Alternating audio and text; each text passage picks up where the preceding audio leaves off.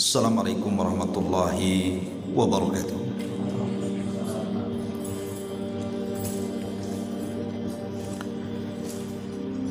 Alhamdulillah. Alhamdulillahilladzi arsala rasulahu bil huda wa dinil haq liyudhhirahu 'ala ad-dini kullihi wa kafa billahi shahida wa kafa billahi wakila. Asyhadu an la ilaha illallah wahdahu rabbi la syarika lah wa asyhadu anna Muhammadan 'abduhu wa rasuluhu alladzi la nabiyya ba'dah. Amma ba'du, ma'asyiral muslimin yang dimuliakan Allah Subhanahu wa taala. Alhamdulillah, di malam hari ini kembali kita bisa dipertemukan di rumah Allah Subhanahu wa taala. Dan pembahasan di malam hari ini kita akan membahas tentang 50 tanda dari tanda-tanda kiamat. Tentu karena pembahasannya banyak poin, tidak semua tanda-tanda yang dijelaskan Nabi SAW kita jabarkan. Jadi kita akan jabarkan secara singkat saja tentang 50 tanda dari tanda-tanda kiamat ini. Hadirin dan hadirat yang dimuliakan Allah Subhanahu wa taala, di zaman Nabi SAW ada seorang Arab Badui mendatangi Nabi SAW,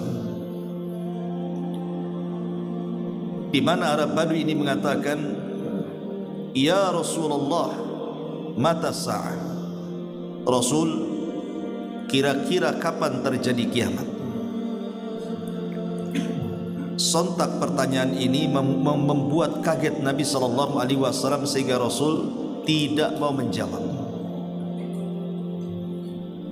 Kemudian Arab Badui ini bertanya kembali sampai 3 kali. Baru Nabi SAW mengatakan, "Manis sa'il?" Siapa tadi yang bertanya? Maka kata Arab Badui, "Saya wahai Rasul." Maka Nabi SAW mengatakan kepada Arab Badui ini, "Wa ma a'dadta laha?" Engkau bertanya soal kiamat itu, apa yang kau siapkan untuk menghadapi hari kiamat? Apakah engkau bertanya soal kiamat ini untuk melihat kehancuran yang nyata? Ketika bintang-bintang dijatuhkan, air laut diluapkan, bumi digempakan, langit digulung dan ada pada genggaman Allah Subhanahu wa taala. Ataukah bertanya soal kiamat itu maksudnya apa? Makanya Nabi SAW mengatakan, "Wa ma a'dadta laha?" Kau bertanya dari tadi soal kiamat, kapan kiamat, apa yang kau persiapkan untuk menghadapi kiamat itu? Maka sahabat ini atau Badui ini mengatakan, "La syai'a ya Rasulullah." Tidak ada yang aku siapkan wahai Rasul. "Walakinni uhibbullaha war Rasul." Tapi aku sangat cinta kepada Allah dan Rasulnya. Maka Nabi SAW mengatakan, "Idzan anta ma'aman ahbabta." Kalau begitu engkau akan bersama orang yang kau cintai. Dari pertanyaan Arab Badui kepada Nabi SAW ini bisa kita petik faedah bahwa hampir seluruh para nabi dan rasul itu disibukkan oleh umatnya dengan pertanyaan kapan kiamat. Jadi sejak zaman dulu, zaman Nuh alaihi salam, Nuh ditanya oleh kaumnya kapan kiamat. Ibrahim disibukkan dengan kaumnya dengan pertanyaan kapan kiamat. Nabi Allah Saleh disibukkan dengan kaumnya dengan pertanyaan kapan kiamat. Nabi Syuaib, Nabi Hud, Nabi Sulaiman dan seluruh para nabi, termasuk Nabi kita Muhammad sallallahu alaihi wasallam, disibukkan dengan pertanyaan kapan kiamat. Dalam riwayat yang lain, dalam hadis yang panjang dari hadis Jibril alaihi salam yang dikenal sebagai induk hadis dan tercantum dalam kitab Arba'in Nawawi, Jibril yang menjelma orang biasa yang datang menemui Nabi sallallahu alaihi wasallam dengan pakaian yang putih, rambut yang hitam, ketika bertanya kepada Rasul sallallahu alaihi wasallam soal Islam, Rasul menjawab. Ketika bertanya kepada Rasul soal iman, Rasul menjawab. Ketika bertanya kepada Rasul soal ihsan, Rasul menjawab. Tapi ketika bertanya kepada Rasul tentang kapan kiamat, Rasul tidak menjawab.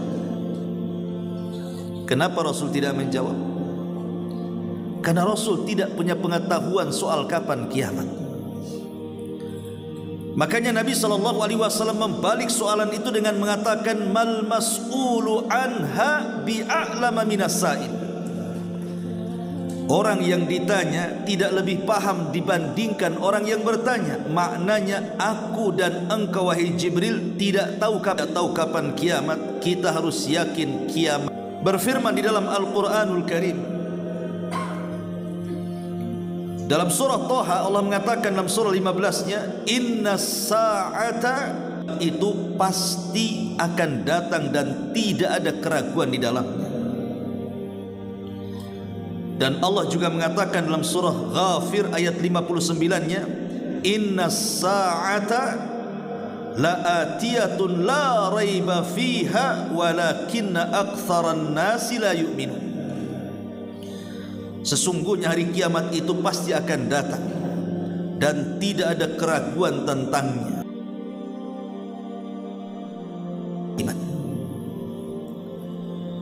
Bagi kita kaum muslimin bahwa kiamat itu pasti datang.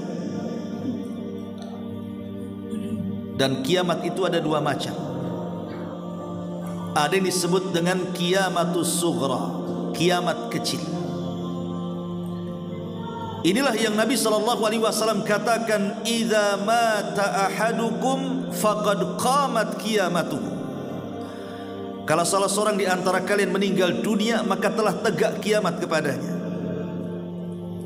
Dan kiamat kecil ini depan kita, bahkan kita mengurus jenazah orang yang mati. Itu yang jelas-jelas pastinya kematian, kan? Tapi kiamat besar yang merupakan kehancuran alam semesta itu belum pasti. Maksudnya kapan terjadinya? Pastinya pasti, tapi kapan terjadinya ini sulit diprediksi. Tapi dengan keadilan Allah Subhanahu wa ta'ala, Allah tidak mengirimkan kiamat besar, berikan tanda-tandanya. Inilah yang kita akan bahas tentang tanda-tanda kiamat. Ma'asyiral muslimin yang dimuliakan Allah Azza wa Jalla, ada dua tanda yang disebutkan para ulama. Pertama, tanda-tanda tentu akan berbeda antara dua tanda ini. Kalau tanda-tanda kiamat kecil ini terkadang muncul lama lagi kemudian tenggelam, nanti muncul lagi lama lagi kemudian tenggelam, dan begitu seterusnya. Tapi kalau tanda-tanda kiamat besar ini sekali muncul tidak mungkin bisa dihalangi. Muncul satu, hilang datang yang lainnya. Hilang satu, muncul datang yang lainnya, sampai kiamat dibangkitkan. Baik, kita akan membahas tentang tanda-tanda alamat kecil dulu. Para ulama membagi tanda-tanda kiamat kecil itu ada tiga. Yang pertama, zahara wanqadha, sudah muncul dan berlalu dan tidak mungkin terulang.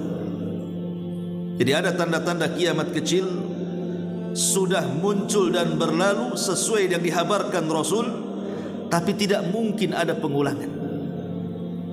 Contohnya umpamanya diutusnya Nabi SAW,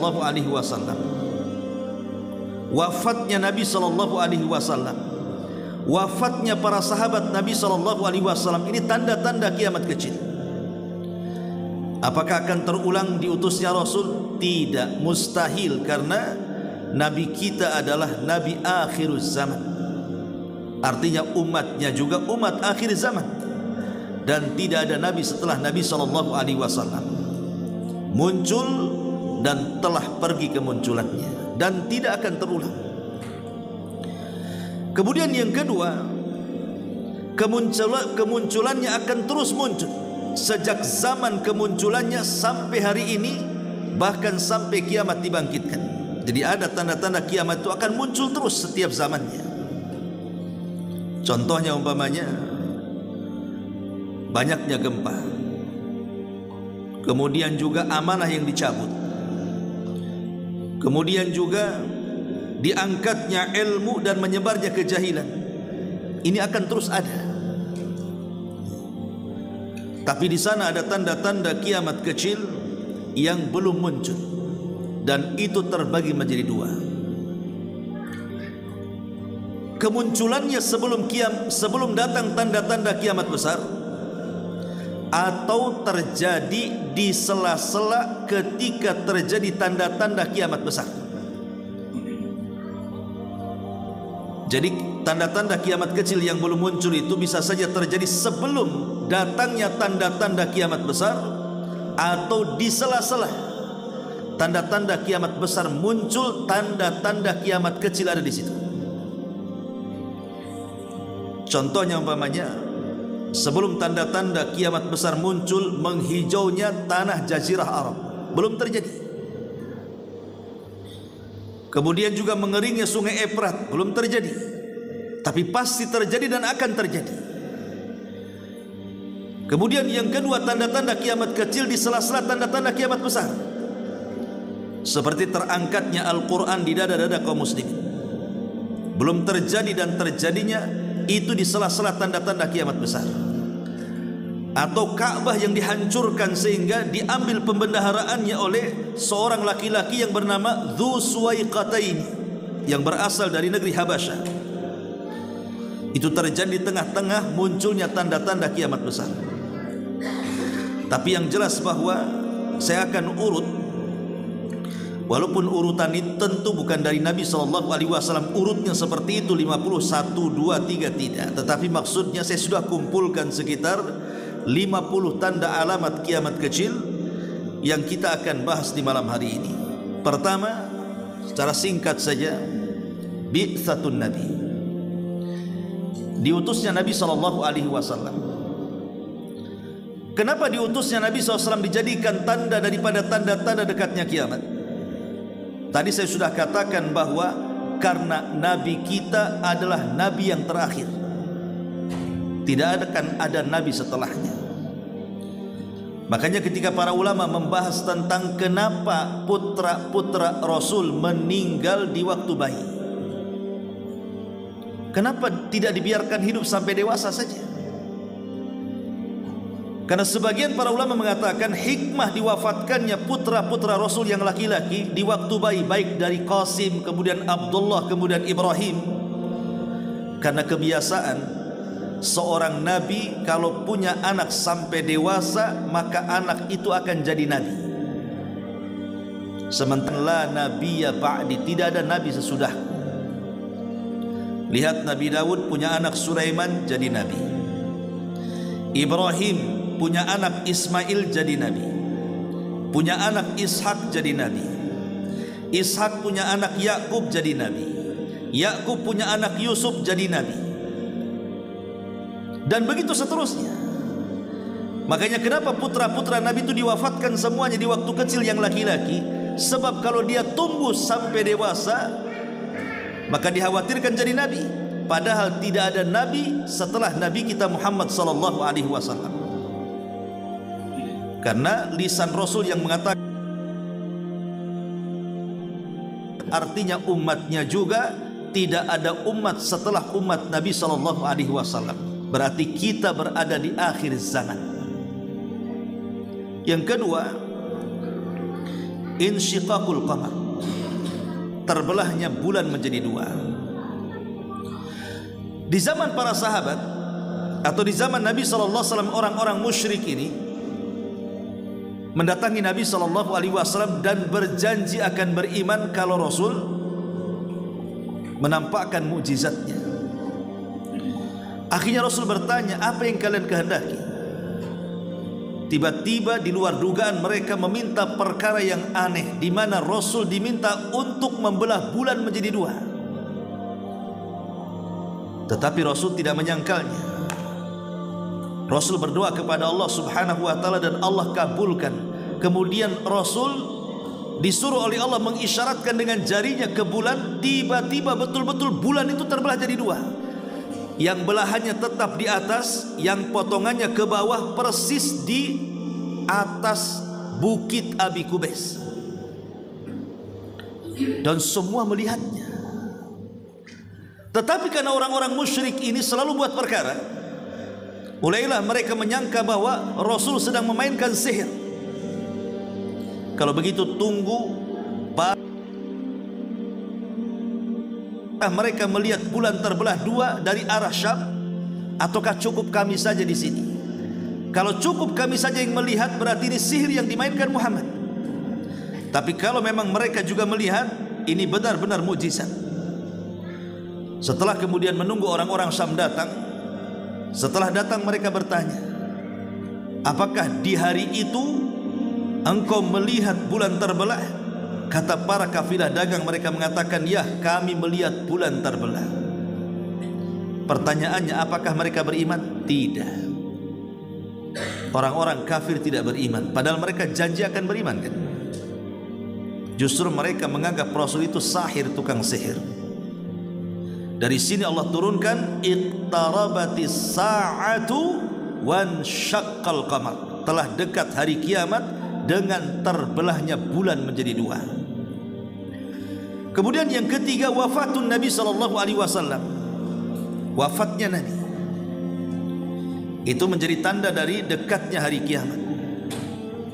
Termasuk wafatnya para sahabat Nabi SAW juga termasuk tanda dari tanda-tanda dekatnya hari kiamat. Termasuk tahrir Baitul Maqdis, pembebasan Baitul Maqdis. Dan ini pernah terjadi di zaman siapa? Di zaman Umar. Di zaman Umar bin Khattab menjadi khalifah, pasukan kaum muslim berhasil mencengkeram Persia dan menaklukkan Baitul Maqdis ke tangan kaum muslim. Dan kala itu Baitul Maqdis yang memegang bukan Yahudi, tapi Nasrani. Ya, Rasul berhasil menghancurkan imperium Nasrani yang menguasai Baitul Maqdis, karena ketika itu Baitul Maqdis dikuasai oleh Romawi. Maka kemudian Umar pun berhasil merebutnya. Dan itu sejarah. Ya, Umar berhasil merebut Baitul Maqdis tanpa ada peperangan. Jadi mereka mengalah dan menyerah, kemudian akan memberikan kunci Baitul Maqdis dengan syarat yang mengambil kunci itu harus orang yang tercantum dalam Taurat, ciri-cirinya. Banyak para sahabat yang kemudian datang hendak mengambilnya, tapi ditolaknya semuanya karena tidak ada ciri-cirinya. Tapi ketika Umar bin Khattab radhiyallahu an datang dari kota Madinah menuju Palestina, tiba-tiba orang-orang mengatakan ciri-cirinya persis seperti yang dalam kitab kami. Makanya kemudian mereka memberikan kunci itu kepada Umar ibn Khattab radhiyallahu an. Sejak itu Baitul Maqdis di tangan kaum muslimin. Walaupun belakangan dikuasai lagi orang-orang Nasrani dan direbut oleh Salahuddin Al-Ayyubi. Kemudian Baitul Maqdis tumbang lagi dan sampai hari ini dikuasai orang-orang Yahudi. Tentu karena permainan Inggris dan Amerika saat perang dunia pertama dan dunia kedua. Intinya bahwa ketika terbebaskannya Baitul Maqdis di tangan kaum muslimin, walaupun kemudian terkadang bebas, terkadang dicengkram, terkadang bebas, kemudian dicengkram lagi oleh musuhnya, itu sebagai tanda dari tanda-tanda kiamat. Kemudian juga Mu'tah Mutan itu kematian mendadak dengan jumlah yang banyak. Itu pernah terjadi di zaman Umar bin Khattab radhiyallahu anhu saat meruntuhkan Persia. Ada satu kota namanya Amwas. Tiba-tiba di kota namanya Amwas itulah terjadi wabah yang disebut dengan taun. Satu kota meninggal dunia, ratusan para sahabat meninggal karena wabah. Bukan sahabat biasa, sahabat mulia-mulia. Mu'adz bin Jabal, satu keluarga mati dengan wabah. Coba bayangkan Mu'adz bin Jabal, Abu Ubaidah ibnul Jarrah, itu sahabat-sahabat mulia meninggal karena wabah. Tetapi Nabi SAW pernah mengatakan, kalau taun itu menimpa umat terdahulu, maka itu dijadikan azab oleh Allah Azza wa Jalla. Tapi kalau taun menimpa kaum muslimin, maka itu bagian daripada rahmat. Siapa yang meninggal karena taun dianggap syahid. Sehingga kemarin waktu corona, terjadi corona sehingga banyak yang meninggal dari kaum muslimin. Apakah bisa dikiaskan dengan taun ataukah tidak? Banyak para ulama yang berbicara soal ini. Ada yang mengatakan bahwa corona tidak sama dengan taun, ada yang mengatakan sama dengan taun. Wallahu a'lam. Tapi yang jelas bahwa kalau seandainya ada orang yang beriman, taat kepada Allah, memiliki akidah lurus, kemudian dia meninggal karena terserang taun, kita hanya berdoa mudah-mudahan mati syahid. Karena tidak boleh kita ini menjazam, mengklaim orang itu mati syahid kecuali ada dalilnya. Di mana Rasul mentakyin seseorang yang tidak ditakyin, jangan ditakyin, cukup kita katakan mudah-mudahan. Begitu bahasanya. Masyaallah muslimin yang dimuliakan Allah Azza wa Jalla. Jadi mutan ini kematian mendadak dengan jumlah yang besar. Itu terjadi di zaman Umar bin Khattab. Ribuan bahkan puluhan ribu nyawa di kota Amwas. Makanya taunnya disebut taun Amwas.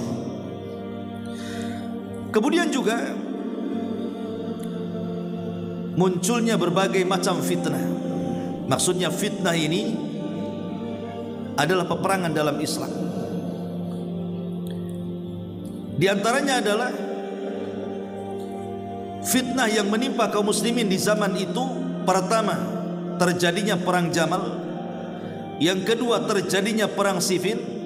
Yang ketiga, munculnya kaum Khawarij.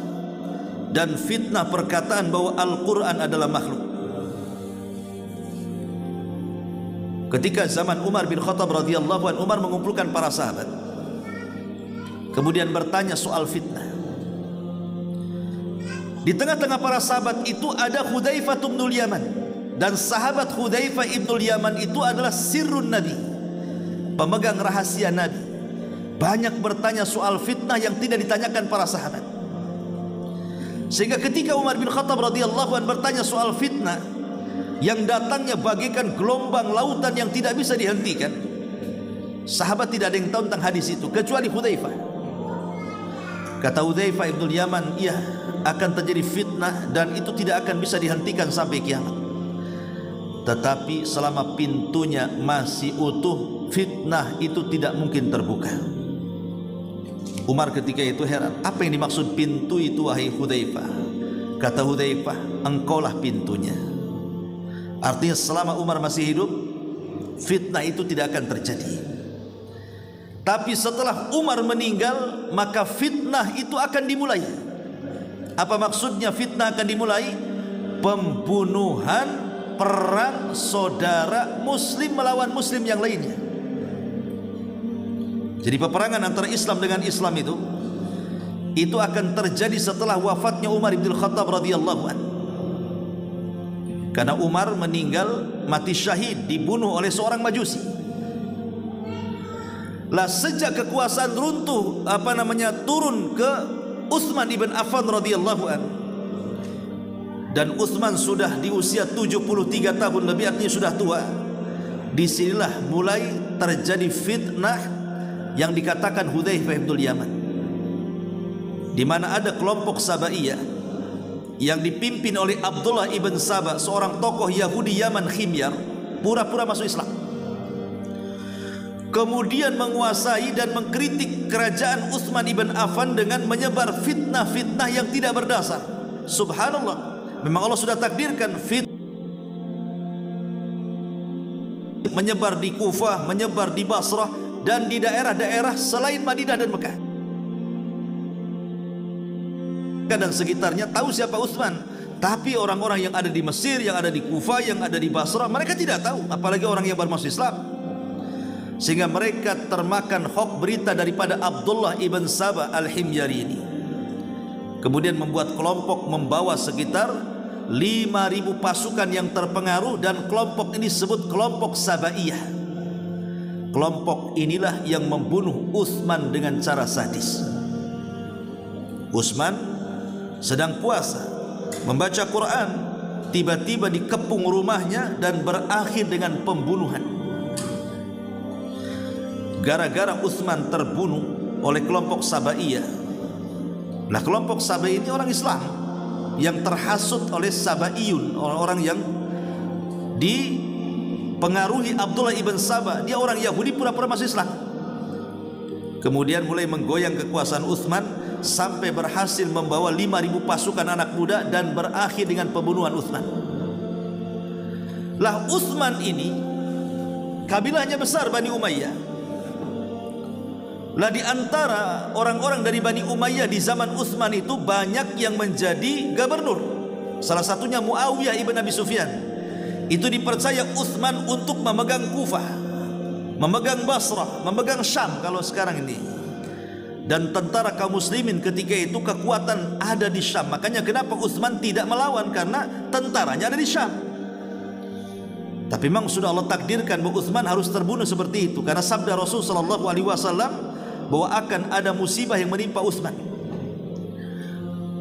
Jadi ketika kemudian Utsman meninggal,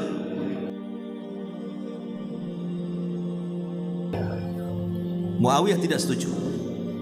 Bukan tidak setuju jadi khalifah, tidak, tapi ditunda pembaiatannya sampai para pembunuh Utsman ditangkap.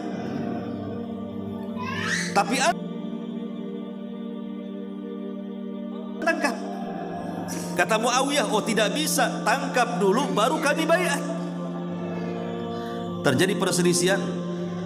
Akhirnya kemudian terjadi perang saudara yang disebut dengan Siffin. Perang Siffin itu kubu dari pemerintah Ali bin Abi Thalib dan kubu dari yang menentang adalah Muawiyah bin Abi Sufyan dari arah Syam. Perang dua kabilah ini, dua-duanya kaum muslimin ini. Perang, dan perangnya disebut Siffin. Kemudian disusul dengan perang Jamal. Kenapa disebut Jamal? Karena Aisyah radhiyallahu anha ketika itu menunggangi unta, dan unta itu bahasa Arabnya Jamal. Maunya Aisyah itu melerai peperangan itu, tapi disangkanya Aisyah mendukung salah satu dari keduanya. Akhirnya pecah lagi perang yang kedua. Itu disebut dengan perang Jamal. Inilah fitnah yang tidak akan dihentikan sampai kiamat. Lihat di Timur Tengah hari ini, bagaimana umat Islam diadu domba oleh Barat itu, akhirnya saling menyerang kan? Karena begini, ikhwatul fillah muliakan Allah azza wa jalla, negeri yang paling dicintai setan kehancurannya adalah negeri Arab. Tapi setan putus asa untuk mengembalikan Arab menjadi umat jahiliyah. Makanya Rasul mengatakan setan itu sudah putus asa untuk disembah di tanah Arab. Kenapa? Karena mereka tidak mungkin menyembah setan. Mereka negeri tauhid. Sejak negeri itu berdiri, negeri Islam di zaman Rasul sampai hari ini, namanya Jazirah Arab, itu negeri tauhid. Setan tidak bisa lagi seperti di masa-masa jahiliyah disembah. Maka setan putus asa. Tapi setan punya senjata yang lainnya. Enggak apa-apa aku tidak disembah lagi negeri Arab, katanya. Kenapa negeri Arab coba? Karena negeri-negeri selain Arab itu setan masih disembah. Contoh di Indonesia lah, betapa banyak orang-orang yang nyembah setan itu. Dukun di mana-mana, yang jual tangkal di mana-mana, yang percaya klinik di mana-mana, yang datang ke kuburan meminta-minta di mana-mana. Setan mudah disembah di negeri kita ini. Atau hampir di negeri yang lain selain Jazirah. Kalau Jazirah itu susah disembah kan? Makanya mereka putus asa. Tapi setan punya senjata, tidak apa-apa aku tidak disembah di negeri Arab katanya, tapi akan aku buat negeri Arab itu pecah belah. Walakin bitahrisi bainakum, akan tapi setan akan membuat tahris, perpecahan di tengah-tengah bangsa Arab. Jadi kalau ada bertanya, loh kok Indonesia yang Islamnya tidak kuat-kuat banget kok mereka bisa bersatu? Kenapa negeri Arab berpecah belah? Pecah belah kuat dibandingkan di tempat lainnya. Maka di Timur Tengah itu masih perang saudara, dan begitu seterusnya, seolah tidak berhenti. Selesai ini timbul sana, tidak akan terhenti sampai kiamat. Ma'asyiral muslimin yang dimuliakan Allah Subhanahu wa taala, maka fitnah ini pasti terjadi. Kemudian di antara tanda-tanda kiamat yang lain adalah iddia'un nubuwah, banyaknya orang yang mengaku nabi. Di zaman Rasul sudah ada orang ngaku nabi, tapi di akhir-akhir sebelum wafatnya Nabi, periode Madinah maksudnya. Kalau periode Mekah nggak ada orang berani ngaku nabi. Nabi aslinya saja dimusuhi, mau ngaku nabi pula kan begitu. Nabi yang aslinya saja diserang, mau dibunuh, makanya tidak berani orang ngaku nabi periode Mekah itu. Munculnya orang-orang yang ngaku nabi itu setelah Rasul sudah detik-detik mau meninggal. Ketika kemudian Mekah sudah dikuasai, Madinah sudah dikuasai, dan kabilah-kabilah sekitar dikuasai, kemudian Rasul dihormati, Rasul dihargai, Rasul diagungkan, maka orang-orang dari kabilah jauh dari Yaman berpikir enak juga jadi nabi ini. Dia tidak tahu prosesnya. Taunya setelah Mekah dan Madinah dikuasai, orang-orang menghormati Nabi. Oh, pengen juga lah aku jadi Nabi. Mulailah di sini bermunculan Nabi palsu di akhir-akhir hayat Nabi. Muncullah Musailamah al-Kadzdzab dari Yamamah. Muncullah Al-Aswad Al-Ansi dari Yaman. Muncullah Tulaihah. Muncullah Sajah bintul Harith. Tetapi ada yang diperangi sampai mati. Dan Al-Aswad Al-Ansi, ada juga yang tobat kemudian baik Islamnya seperti Tulaihah dan Sajah bintu Harith. Tapi kata Rasulullah, orang-orang yang ngaku nabi itu akan senantiasa ada. Akan senantiasa ada. Dajjaluna kadzabun, dajjal-dajjal pendusta mengaku nabi itu akan senantiasa ada. Saya pikir orang Timur Tengah saja yang ngaku nabi, orang berhidung pesek saja ngaku nabi. Indonesia kan banyak orang ngaku nabi kan. Mulai dulu di Jawa Barat ada Cecep ngaku nabi, syahadatnya asyhadu anna Cecep Rasulullah. Ahmad Musaddiq ngaku nabi, asyhadu an la ilaha illallah wa anna Ahmad Musaddiq Rasulullah katanya. Banyak orang ngaku nabi kan di negeri kita ini. Tapi sebagaimana pepatah Arab, likulli saqitin lakit, setiap ada benda yang jatuh ada yang mungut, seolah-olah sesesat apapun ajaran orang yang diajarkan di Indonesia ini pasti ada pengikutnya sedikit atau banyak. Baik pengikutnya di alam nyata atau di alam gaib seperti netizen ya. Pokoknya di negeri kita ini sesesat apapun mesti ada pengikutnya. Masyaallah muslimin yang dimuliakan, itu menunjukkan keroposnya akidah tuh. Tapi orang yang ngaku nabi itu akan senantiasa ada, dan ini tanda-tanda kiamat. Kemudian juga zuhurul khawarij, munculnya khawarij. Kan paham terorisme dalam Islam. Dan itu terjadi sejak khilafah Ali radhiyallahu anhu. Jadi munculnya orang khawarij itu di zaman kekhalifahan Ali. Karena cikal bakalnya dari pasukan Ali.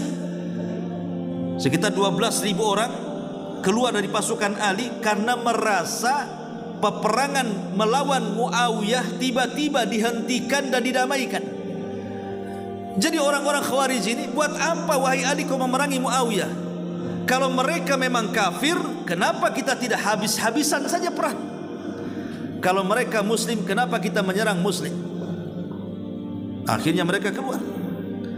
Tetapi Abdullah bin Abbas meminta izin kepada Ali untuk menyadarkan mereka, Akhirnya disadarkan, tinggal beberapa ribu. Itulah yang menjadi cikal bakal Khawarij sejak zaman itu sampai hari ini, bahkan sampai kelak di akhir zaman sisa-sisa Khawarij mengikuti Dajjal. Lalu apa firqah Khawarij itu? Secara pemahaman, satu, mereka pemahamannya takfir, suka mengkafir kafirkan di luar kelompoknya. Berawal dengan takfir, mulailah kemudian mereka melakukan pembunuhan atas nama kafir. Lihat para teroris hari ini, mereka menganggap negara kita ini negara tauhid. Kenapa? Karena tidak berhukum dengan hukum Allah, sehingga negaranya negara tauhid. Berarti presidennya tauhid, menteri-menterinya tauhid, polisi dan tentaranya tauhid. Maka siapa yang mati membela mereka mati di atas tauhid, katanya. Akhirnya berawal dari pengkafiran, berakhir dengan pengeboman. Itulah firqah Khawarij, bahaya dalam Islam. Ma'asyiral muslimin yang dimuliakan Allah Subhanahu wa taala.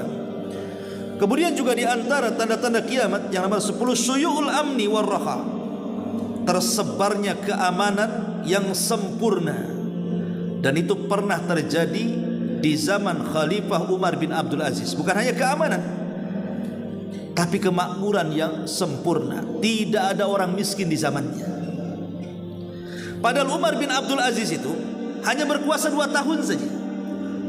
Tapi anehnya, berkuasa 2 tahun tidak ada orang miskin. Mau sedekah gak ada yang nerima, mau zakat gak ada yang nerima, karena merasa kaya semuanya. Sampai-sampai ulama-ulama setelahnya menganggap jangan-jangan Imam Mahdi itu Umar bin Abdul Aziz, karena saking makmurnya di zaman Umar bin Abdul Aziz itu. Tapi pendapat yang kuat, Imam Mahdi, Umar bin Abdul Aziz itu 2 manusia yang berbeda. Boleh jadi mungkin maksudnya Umar bin Abdul Aziz disangka Imam Mahdi itu karena ketika berkuasa dipenuhi dengan keadilan, tidak ada pajak yang ada zakat. Jadi zakat itu dikelola dengan baik, membawa kemakmuran negara, akhirnya tidak ada miskin di zamannya. Dan itu sejarah membuktikan. Dan kelak di akhir zaman pun ketika Imam Mahdi berkuasa, seperti itu juga. Ma'asyiral muslimin yang dimuliakan Allah Azza wa Jalla. Kemudian yang seterusnya, Qitalu Turki, memerangi Turk. Turk itu bukan Turki Erdogan, bukan. Turk di sini artinya orang-orang Mongolia. Dan ini pernah terjadi di zaman siapa? Di zaman Syekhul Islam Ibn Taimiyah, melawan orang-orang Tatar, Mongol, ya. Dan ini tanda dari tanda-tanda kiamat. Kemudian yang selanjutnya, kathratul haraj, banyaknya pembunuhan, banyaknya kematian dan banyaknya pembunuhan. Sampai-sampai pembunuhan itu kata Nabi SAW, al-qatil la yadri fima qatal, wal maqtul la yadri fima qutil. Orang yang membunuh bingung kenapa dia bisa membunuh. Orang yang dibunuh makin bingung kenapa dia bisa dibunuh. Orang yang dibunuh makin bingung kenapa aku bisa terbunuh gitu. Karena membunuh di akhir zaman itu bukan ada alasan yang tepat. Gara-gara faktor ketersinggungan, bertengkar, akhirnya bunuh-bunuhan. Gara-gara faktor rebutan warisan, akhirnya bunuh-bunuhan. Gara-gara faktor lahan sejengkal, 2 jengkal, sekapling, 2 kapling, rebutan, akhirnya bunuh-bunuhan. Coba bayangkan, membunuh itu seolah-olah apa? Mudah di akhir zaman ini kan. Tawuran anak-anak geng motor, akhirnya bunuh-bunuhan. Tawuran anak-anak SMA, anak-anak STM, akhirnya bunuh-bunuhan. Coba sekarang ini apa alasan orang membunuh coba?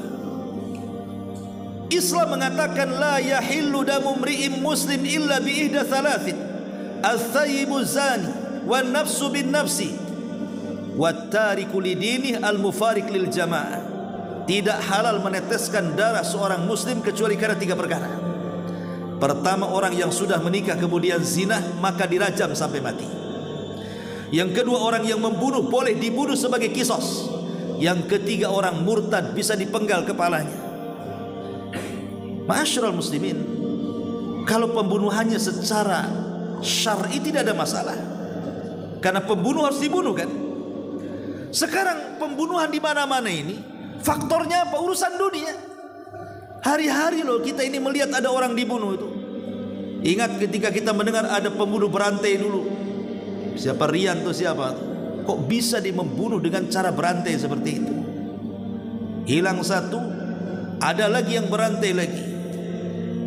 Apa coba alasannya? Urusan syahwat. Orang yang membunuh tidak tahu kenapa dia bisa membunuh. Orang yang dibunuh lebih bingung kenapa bisa dibunuh. Karena pembunuhannya sudah tidak lagi ada alasan syar'i. Seolah-olah nyawa manusia itu ringan bagi dia. Na'udzubillah. Kemudian banyaknya kematian. Banyaknya kematian mendadak. Mautul faj'ah, kematian mendadak. Di zaman Rasul, kematian di jalan itu jarang, ikhwan. Karena tidak mungkin penunggang unta nabrak penunggang kuda. Karena di zaman itu kan belum ada mobil, belum ada motor, apalagi sampai tronton yang gede-gede itu kan nggak ada di zaman Nabi. Makanya kecelakaan sedikit di zaman Nabi. Tidak ada orang mati di jalan. Karena kalau unta nabrak unta pun tidak separah tronton nabrak motor kan begitu ya. Tapi di zaman sekarang coba antum keluar hati-hati dengan motor. Motornya grace keluar dari dealer, artinya remnya masih oke, bannya masih oke, mesinnya masih oke, SIM punya, tapi bukan antum yang nabrak, antum ditabrak. Mau hati-hati salah, mau ngebut-ngebutan salah di jalan itu. Kalau tidak nabrak, ditabrak orang. Bahkan sekarang kalau kita lihat sensus kematian itu, sekarang lebih banyak anak muda yang mati dibandingkan orang tua kan. Kalau zaman dulu orang tua banyak mati ya. Tapi zaman sekarang anak muda yang banyak mati. Narkoba. Kakek-kakek nengok narkoba. Trek-trekan anak muda. Gak pernah saya nenek-nenek trek-trekan. Apalagi coba, hampir semua tawuran-tawuran anak muda. Gak ada pernah saya lihat kakek-kakek tawuran. Makanya sensus kematian anak muda itu hari ini lebih banyak dibandingkan orang tua. Karena orang tua tak perlu tawuran, nanti mati juga udah dekat umurnya tuh. Artinya bahwa kematian mendadak ini bagian dari tanda-tanda kiamat. Lagi tidur tahu-tahu tsunami, mati. Lagi tidur tahu-tahu gempa, mati. Lagi tidur tahu-tahu ada puting angin beliung, mati. Tahu-tahu banjir mati. Macam-macam sekarang orang mati mendadak itu. Dan ini tanda-tanda kiamat. Yang kita khawatirkan adalah mati mendadak dan tidak sempat tobat. Itu masalahnya. Kemudian juga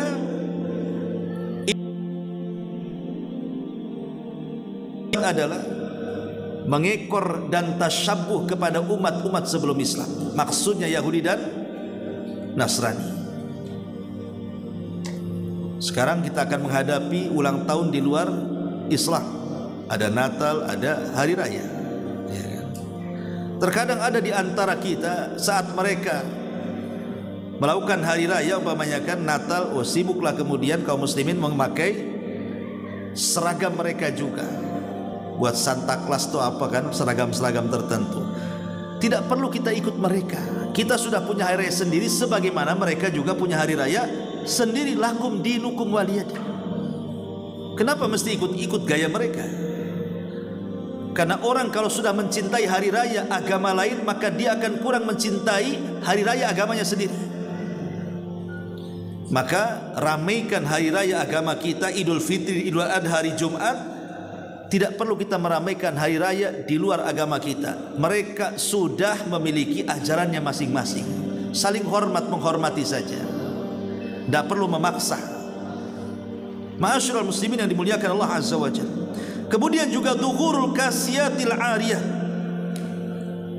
Munculnya wanita-wanita yang menampakkan aurat, menggunakan pakaian ketat tapi menampakkan auratnya. Pakai bahan kurang bahan, sobak-sobek di mana-mana, aurat pula di mana-mana. Ini sudah terjadi kan? Saya pikir orang Cina saja yang dandanan kayak gitu itu. Rupanya orang Melayu sudah ada banyak ada kayak gitu. Yang saya takutkan Cinanya tobat, Melayu tak bertobat. Jadi ini terjadi di negeri kita kan? Lah makanya jangan sampai jadi dayus. Kalau kita punya anak perempuan, larang mereka keluar kalau tidak menutup aurat dan menggunakan jilbab. Jangan sampai seperti sabda Rasul bahwa ada dua kelompok, kata Rasul, belum ada di zamanku, tapi dua-duanya dipastikan masuk neraka, kata Nabi. Salah satunya kasiyatun ariyatun mumilatun ru'usuhunna ka aslimatil bukhtil ma'ilah la yadkhulnal jannah wa la yajidna rihaha wa inna rihaha la tujadu min masirati kada wa kada. Wanita yang berpakaian tapi telanjang, berjalan dengan lenggak-lenggok, kemudian kepalanya seperti punuk unta. Mereka tidak akan masuk surga, bahkan mencium bau surga pun tidak, padahal bau surga tercium jarak sekian dan sekian, kata Rasul. Dan ini sudah ada, ya. Kemudian taksisus salam, mengucapkan salam kepada yang dikenal saja. Dan ini sudah terjadi, kan? Antum kalau ketemu sesama jemaah 1 kilo udah melambai-lambai assalamualaikum, tah dengar tah enggak. Tapi nampak giliran bukan jemaah kita, bukan pengajian kita, orang lain, padahal jelas-jelas dia pakai peci, pakai sarung, tidak mungkin dia Kristen. Kita katakan assalamualaikum, Ustaz nggak kenal, tidak apa-apa, karena mengucapkan salam itu ucapkan ke yang dikenal dan ucapkan ke yang tidak dikenal. Karena ucapan salam itu doa. Kalau kita mengatakan assalamualaikum, semoga Allah berikan keselamatan kepadamu, maka dia akan mendoakan balik waalaikumsalam warahmatullah, semoga keselamatan juga diberikan kepadamu dan juga rahmat Allah kepadamu. Kalau dia mengucapkan assalamualaikum warahmatullah, maka kita sempurnakan waalaikumsalam warahmatullah wabarakatuh. Kita berikan doa terbaik dengan berkah, rahmat dan selamat. Inilah yang dihajatkan kita, kan? Kita selamat dunia akhirat, kita dapat rahmat dan kita dapat berkah. Bahkan Ibnu Umar radhiyallahu anhu sengaja setiap hari kalau dia tidak ada kerjaan dan tidak ada kesibukan dan tidak sedang safar, itu datang ke pasar hanya menyalami seluruh pedagang dan pembeli yang ada di pasar. Assalamualaikum, waalaikumsalam, assalamualaikum, assalamualaikum, assalamualaikum. Bayangkan kalau satu pasar itu 200 orang, berarti dia mengucapkan assalamualaikum 200 kali itu. Coba antum praktekkan di pasar sini. Kira-kira pandangan orang pasar ke antum seperti apa? Tiap hari masuk pasar, tidak beli, ngacapkan salam saja. Nggak mau beli, cik, tak, salam saja, assalamualaikum. Nanti gitu juga, terus nanti besok gitu lagi. Kira-kira seminggu antum melakukan seperti itu, apa kata orang pasar? Dibilang ODGJ mungkin, kan? Padahal ini kan sunnah sahabat. Ibnu Umar melakukan seperti itu, menyebarkan salam, kan? Dan Rasul mengatakan ucapkan salam kepada yang kenal dan kepada yang tidak dikenal. Sekarang aneh, ada orang yang takut mengucapkan salam kepada orang yang tidak dikenal. Orang yang tidak dikenal ketika mendapatkan salam tidak jawab juga dia. Dia pandang kita, kenal di mana ya, kenapa orang ini ya? Malah gitu sama kita. Jadi kalau kita mengucapkan assalamualaikum, dia nggak kenal kita tuh. Ada yang nggak mau jawab itu, malah kita pula dipandang dia. Emang kamu kenal saya di mana? Sok akrab katanya. Karena apa? Antara orang yang dilempari salam dengan orang yang melempar salam itu memang sudah hilang sunnah Rasul bahwa salam itu harusnya disampaikan kepada yang dikenal dan yang tidak dikenal harusnya. Itu tanda-tanda kiamat masalahnya, ya. Maka kalau bisa hidupkan salam di Tanjung Uban ini. Kemudian su'ut tijarah, buruknya perniagaan. Betapa banyak orang-orang yang mengurang-urang takaran, mengurang-urang timbangan, mengurang-urang meteran dan juga curang dalam dagang. Maka Allah mengatakan wailul lil mutaffifin, celaka bagi orang-orang yang mengurang-urang takaran. Kalimat wail dalam surah Al-Mutaffifin itu wailun lil mutaffifin. Neraka wel itu sebuah nama lembah di dalam jahanam, disebut wad dalam bahasa Arab. Kok bisa orang yang mengurang-urang takaran dalam jualan kok terancam dengan lembah di mana jahanam ketak dukuh umpamanya. Antum beli 1 kilo, kemudian saya kurangi 5 butir, kurangi begitu. Pertanyaannya, yang 5 butir kalau kita makan kenyang atau tidak? Tidak kenyang. Tapi kenapa diancam dengan wel, lembah jahanam? Begini ikhwan, karena yang namanya pedagang dengan pembeli terkadang tidak saling kenal.